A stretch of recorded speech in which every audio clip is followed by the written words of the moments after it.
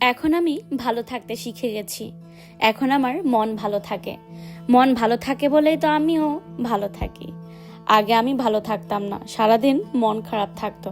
আমার মাথার উপর একরাশ মন খারাপের কালো মেঘ জমে গিয়েছিল।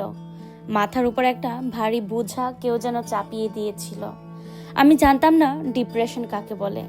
যখন কেউ বলতো আমি ডিপ্রেশনে আছি, সেটা শুনে আমি মনে মনে হাসতাম। ডিপ্রেশন বলে কিছু হয় নাকি আবার। যেদিন নিজের মধ্যে অনুভব করলাম, সেদিন বুঝলাম ডিপ্রেশন একটা বড় রোগ, মানুষকে শেষ করে দিতে পারে। আমাদের ছাদের উপর একটা চিলেকোঠা ছিল। চিলেকোঠার ঘরটা আমার খুব প্রিয়। যখন কষ্টগুলো সহ্য করতে পারতাম না, তখন ওখানে গিয়েই হাউমাউ করে কাঁদতাম। গুমড়ে যাওয়া গুমোট মেঘটা কিছুটা কেটে যেত, তখন বুকটা হালকা হয়ে উঠত। চিলেকোঠার ঘরটাই এখনো আমার প্রিয় বন্ধু, যে আমার সমস্ত কষ্টের সাক্ষী, আমার সমস্ত অতীতটা জানে। আমি চিলেকোঠার ঘরটাকে প্রচণ্ড বিশ্বাস করতে পারি, তাই এখন সময় পেলেই চিলেকোঠার ঘরে চলে আসি। আমি দেখেছি কাঁদতে হলে একাকেই কাঁদতে হয়। কান্নার সঙ্গী কেউ থাকে না। দুঃখ একান্তই নিজের। আনন্দকে ভাগ করে নেওয়ার জন্য অনেক বন্ধু থাকে, দুঃখের দিনে কেউ থাকে না। তবে মনের কথাগুলো শেয়ার করার জন্য কাউকে খুব প্রয়োজন। বুকের ভিতর জমানো দুঃখগুলো কারো কাছে বললে হালকা হয়ে যায়। আমার দুঃখের দিনে আমি কাউকে পাশে পাইনি, তবে দুঃখের কথায় অনেকেই সুযোগ খোঁজে। মনের ভিতরে থাকা কষ্টের কথাগুলো চিলেকোঠার ঘরে গিয়ে জুড়ে জুড়ে বলতাম। ফাঁকা ঘরের মধ্যে কথাগুলো প্রতিধ্বনি হতো। আমার কথাগুলো আমার কাছেই ফিরে আসতো, পুনরায় ফিরে আসতো বলেই কষ্টটা বাড়তো। শূন্যতার মধ্যে দুঃখের কথাগুলো আমাকে যেন আরো শূন্য করে তুলতো। একদিন চিলেকোঠার ঘরে আমি একা। দেখলাম একটা পিঁপড়ে মুখে করে কি একটা বয়ে নিয়ে যাচ্ছে।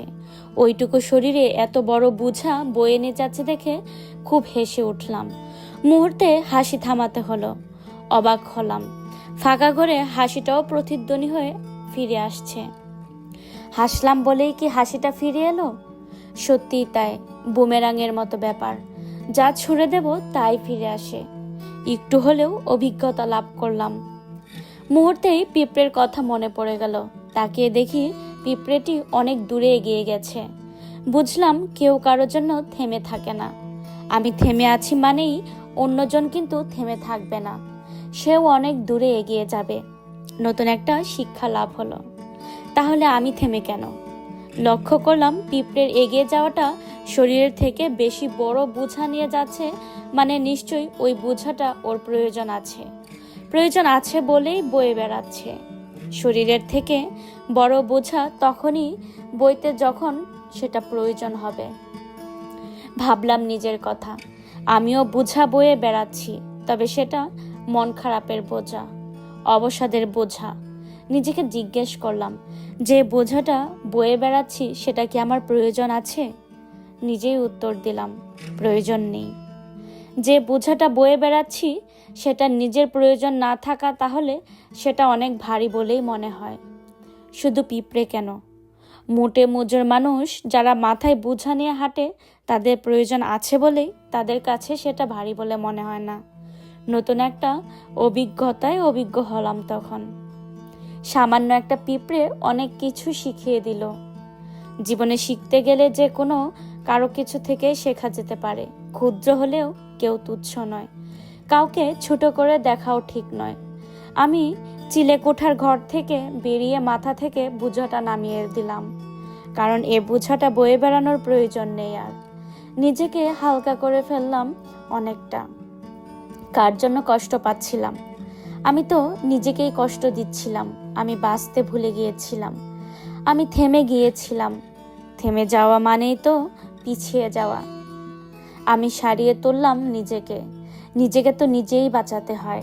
আমি এখন ভালো থাকি, তবে মাঝে মধ্যে মন খারাপ হয়।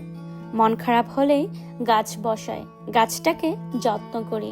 গাছটা ফুল দেয়, গাছটা ছায়া দেয়, আমাকে আনন্দ দেয়। আমি হাসি। এখন বুঝি এই পৃথিবীতে যারা আনন্দ দান করতে পারে, যারা হাসাতে পারে, তারা কখনোই বিশ্বাসঘাতকতা করতে পারে না।